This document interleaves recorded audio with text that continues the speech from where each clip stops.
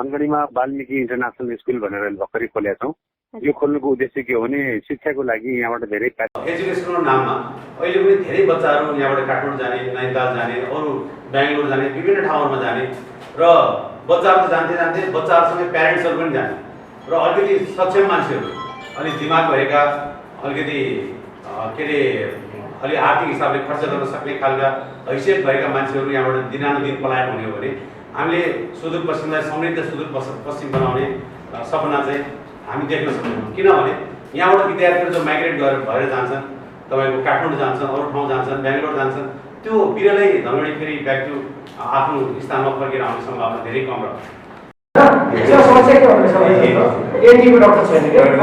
अर्को हामीलाई चाहिँ के छ भने अब तपाईँहरूको सबभन्दा खुसीको कुरा अनि फिजिसियनदेखि लिएर हरेक डाक्टर हामीसँग यहाँ सेवाहरू हुँदैछ है। त्यस कारणले ट्रिटमेन्टको लागि त बच्चाको गजबको ट्रिटमेन्ट हुन्छ एउटा मात्रै आँखाको भइसकेको छ। किन बच्चाले के भन्दैछ एउटा आँखाको प्रब्लम पनि हुँदो रहेछ है। अनि अर्को कुरा पनि सुन्नेको पनि प्रब्लम हुँदैछ क्या। कानको पनि कहिले कोही बच्चाले कम सुन्ने उ गर्ने, त्यही कारण एउटा एनडी हामीसँग कमी छ। बाँकी चाहिँ नि हामीसँग सबै डक्टर साहबहरू हुनुहुन्छ यहाँ, चाइल्ड स्पेसलिस्टदेखि लिएर सबै। अर्को के छैन म भन्दैछु। अनि अर्को हामीले प्लानिङमा राखेको के छ भने एउटा हामी काउन्सिलर पनि राख्छौँ क्या। त्यो काउन्सिलर पनि एउटा राख्छौँ। अहिले हामीले पाएको छैनौँ, हामी खोज्दैछौँ। त्यो काउन्सिलर भने के भनेपछि तपाईँको काउन्सिलरको विषयमा भन्नु। काउन्सिलिङ चाहिँ यस्तो, कोही कोही बेला पैसावाला पुगेर टिचरमा आउँछ, सबै थाहा हुन्छ, तर उसलाई ज्ञान पनि छ, तर उसलाई उसको घरको वातावरणले क्लासमा ध्यान दिनु सक्दैन। कारण के हो त्यो पनि काउन्सिलिङमा गएर। अन्त हामीले कोही कोही बेला आमाबाउलाई पनि कोही बेला नमिठो त भन्नै पर्छ, त्यो हामी बाँकी राख्दैन हो। केटाकेटीलाई केटाकेटीको उन्नति हाम्रो काम हो। अन्त कोही बेला हामीले टिचरहरूले स्लो लर्नर्सहरू पाउँछ। अब कहाँ अर्को क्लासमा के भन्छ कहाँ पुगिसक्यो अरू साथीहरू, त्यो त सर्नै छैन भनेर कोही बेला टिचरको कम्प्लेन आउँछ। त्यति बेला काउन्सिलरको काम हो, ऊ नानीसँग बस्यो, भेट्यो, कुरा गऱ्यो, अन्त सानो नानीलाई पनि बुझेर। फर इक्जाम्पल म पनि आम पार्सली इन्टु काउन्सिलिङ। आज एकजना क्यान्डिडेट आएको थियो, नानी पटक्कै स्कुल जानु मान्दैन अरे, नानी स्कुल जाने साथ एस्मा हुन्छ अरे, एलर्जी हुन्छ अरे। मैले बुझिहाल्यो नानीलाई चाहिँ तर्साएँ क्लासमा, तर्साएपछि त अब त्यो उमेरको लागि त आउने चान्सै छैन, त्यसले गर्दाखेरि त्यस्तो भएको। पछाडि आफैले उनीसँग कुरा गर्दै गर्दा अन्त बाउ चाहिँ एकदमै ढुक्कै लाग्यो। सो इट्स टेक्स टाइम, तपाईँले एडमिसन लिनुहोस्, तर नानी सँगसँगै तपाईँ स्कुलमा आउनुहोस्, स्कुलमा क्लासमा पनि बस्नुहोस्, जति बेला नानीले जान्छु भन्दैछ तपाईँ पनि अन्त नानी लिएर जानुहोस् फर्स्टमा। So that is our teaching, way of teaching क्या।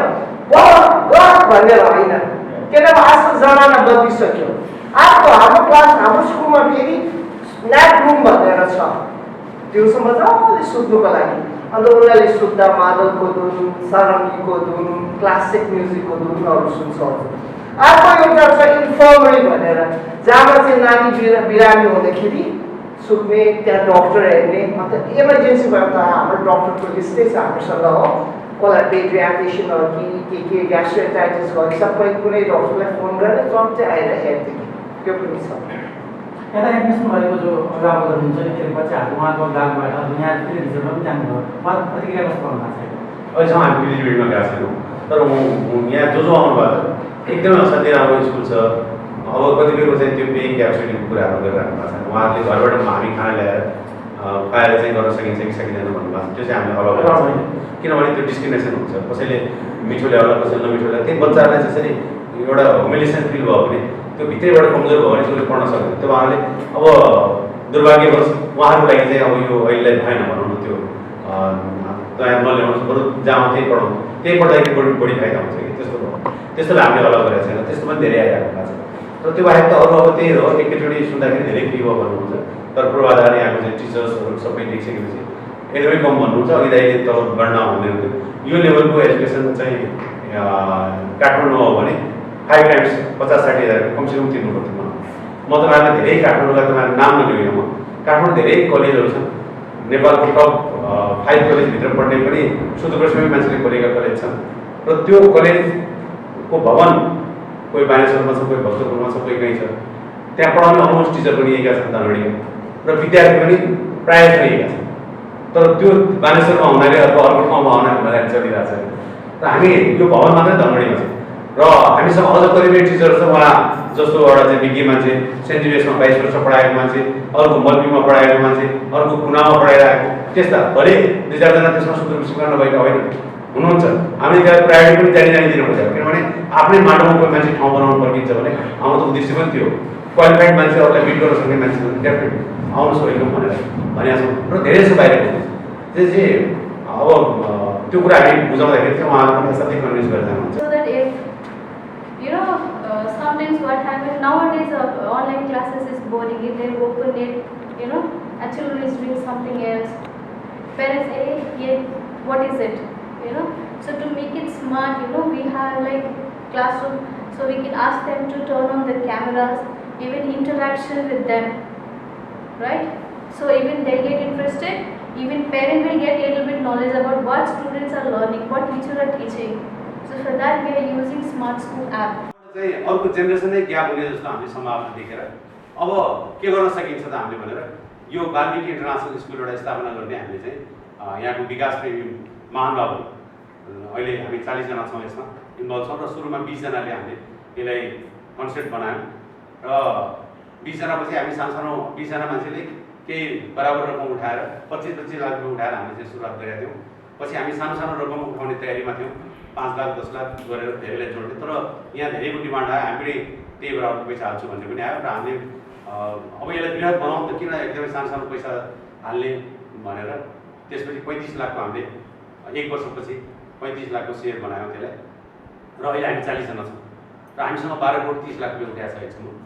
र यो स्कुल नामले पनि वाल्मिकी भनेर किन राख्यो भने मान्छे अज्ञानतातिर जस्तै रत्नाकर वाल्मिकी भएको थिए त्यसै गरी हामीले पनि एउटा चाहिँ अज्ञानताबाट एउटा चाहिँ वाल्मिकीको लाइनमा हामी हिँड्छौँ भनेर हाम्रो स्लोगन पनि तमसोमा ज्योतिर्गमय भनेर जुन अन्धकारबाट उज्यालोतिर फ्रम के अरे द जर्नी टु इन्लाइटमेन्ट भनेर भनेको छौँ हामीले।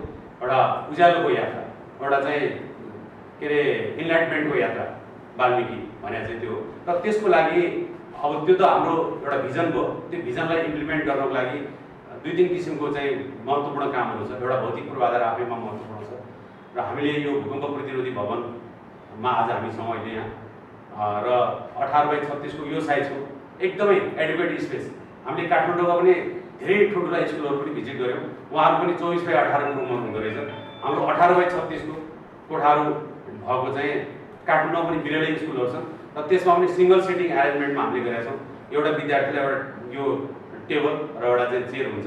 अहिलेको यो अब के अरे विभिन्न किसिमका त्रासदी महामारीहरूका कारणले पनि भोलिका दिनमा पनि अवस्था नर्मल भयो भने पनि हामीले यो रिस्क लिन मन लागेन, त्यो भएर हामीले सबै सिङ्गल सिटिङ एरेन्जमेन्ट गरेका छौँ र 100% एयर कन्डिसन इन्भाइरोमेन्ट छ जुन यहाँले देखिराख्नु भएको छ।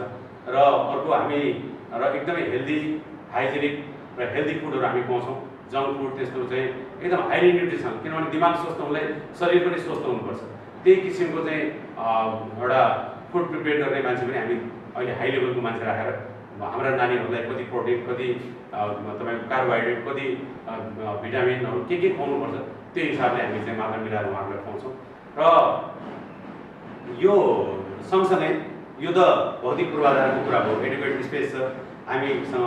र अब यो कुरालाई इम्प्लिमेन्ट गर्दा हामीसँग वेल क्वालिफाइड ह्युमन रिसोर्सको आवश्यकता हुन्छ र त्यो भएर हामीले धेरै मिडियाहरूमा विज्ञापन गऱ्यौँ। हामी अब दार्जिलिङ नैनीताल कहाँ गएर हुन्छ राम्रो मान्छे ल्याएर आउँला भनेर हामी चाहिँ एकदम प्रयासरत छौँ, 5-6 महिना मेहनत गऱ्यौँ।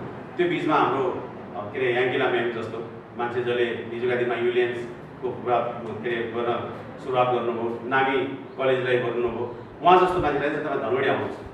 अब स्वर्गमा त देउता कति हुन्छन् कमसेकम पृथ्वीमा त ढुङ्गा पनि पुजिन्छ नि, तपाईँ सुदूरपश्चिम बनाउन जाउँ हिँड्नुहोस् भनेर हामी चाहिँ काठमाडौँबाट उहाँलाई चाहिँ ल्यायौँ र उहाँ हामीसँग आइदिनु भएको छ। अब के अरे उहाँको शिक्षा दीक्षा चाहिँ सिक्किम कालिम्पोङमा भयो र उहाँ अहिले 32 वर्षदेखि नेपालमै एजुकेसनको सेक्टरमा एकदमै लिडरसिप गरिराख्नु भएको मान्छे हो।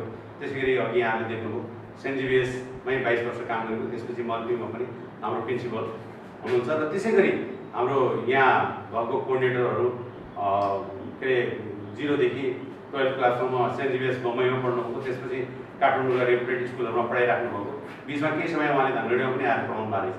र त्यस्तै अरू मल्पीका अरू एक दुईजना टिचर हुनुहुन्छ, कोही पुणेबाट आउनु भएको छ, अनि उहाँ म्याडम चाहिँ हाम्रो आइटीको हो, उहाँ बेङ्गलोरबाट आउनु भएको छ। यस्तै थुप्रै किसिमका मान्छेहरूको संयोजन गरेर केही मान्छेहरू हाम्रै मान्छेहरू पनि जो बाहिर काम गरिराख्नु भएको थियो, बाहिर नै क्यारियर डेभलप गर्ने भनेर बसिराख्नु भएको थियो, उहाँ पनि अहिले फर्किरहेको हुनुहुन्छ। भनेपछि अब विद्यार्थी पनि हाम्रो चाहिँ बाहिरबाट आउने सम्भावना एकदम धेरैले तयारी गरिराख्नु भएको छ। अब पहिलो यो वर्ष त कोभिड भावनाले हामी मुभमेन्ट नै बन्द छ र यसरी हामी ह्युमन रिसोर्सको प्लानिङ पनि हामीले यसरी गरिसकेका छौँ। अलमोस्ट उहाँ हाम्रो त्यो टिम फर्मेसन भइसकेको छ र त्यसको सँगसँगै अब पढाउने मेथोडोलोजी के हुन्छ भन्ने सन्दर्भमा हामीले असाध्यै अपडेटेड एडभान्स भनौँ न के अरे अपग्रेडेड करिकुलमहरूलाई चाहिँ हामीले लिने गरेका छौँ। आजको डेटमा हामीले सेन्ट जेभियर्स ले जे करिकुलम पढाउँछ आज हामी यहाँ धरोहरीमा त्यो बुकहरू पढाउनु गइरहेको